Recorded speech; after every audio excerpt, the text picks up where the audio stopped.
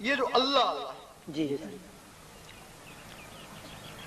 اس امت کو ملا، واہ باقی امتوں کے نبی بھی ترستے رہے. موسیٰ علیہ السلام یا رحمانوں کا ذکر کرتے ہیں، عیسیٰ علیہ السلام یا قدسوں کا، سلیمان علیہ السلام یا وہابوں کا، داؤد علیہ السلام یا ودودوں کا. باقی نبی اپنے اول المرسل کا کلمہ پڑھ گئے. ایک دن موسیٰ علیہ السلام نے کہا اللہ دیدار دے. جواب آیا تاب نہیں ہے. کہنے لگے کسی میں تاب ہوگی. جواب آیا ایک میرا حبیب اور اس کی امت.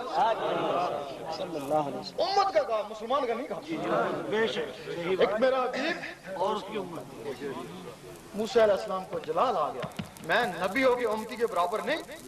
جلوہ دے دیکھی جائے گی. جلوہ پڑا، موسیٰ علیہ السلام بیہوش ہو گئے.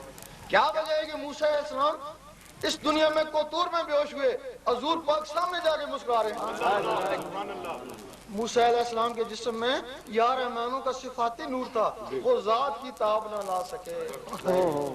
حضور پاک کے جسم مبارک میں اس میں ذات کا ذاتی نور تھا، ذات کے سامنے مسکرا. اور حضور پاک کے طفیل وہ اس امت کو ملا، تب اس کو فضیلت ہوئی. سبحان اللہ سبحان اللہ. تب اس کو فضیلت ہوئی. ایک حدیث شریف ہے کہ قیامت کے دن امتوں کی پہچان نور سے ہوگی. یہ یا رحمانوں سے چمک رہے موسیٰ علیہ السلام کی امت، یہ یا ودودوں سے چمک رہے داؤد علیہ السلام کی امت، اور یہ جو اللہ سے چمک رہے یہ حضور پاک کی امت. سبحان اللہ صلی اللہ علیہ وسلم. تو پھر جو اس نور کے بغیر بیٹھے ہوں گے تو پھر پاویں سننی ہے تو پاویں شیعہ تو کچھ نہیں، پھر تو جاسوس ہی ہے. واہ. بنی اسرائیل کے نبی ترستے رہے. اس امت کو ولی کہتے ہیں ہم نے اللہ کا دیدار کیا.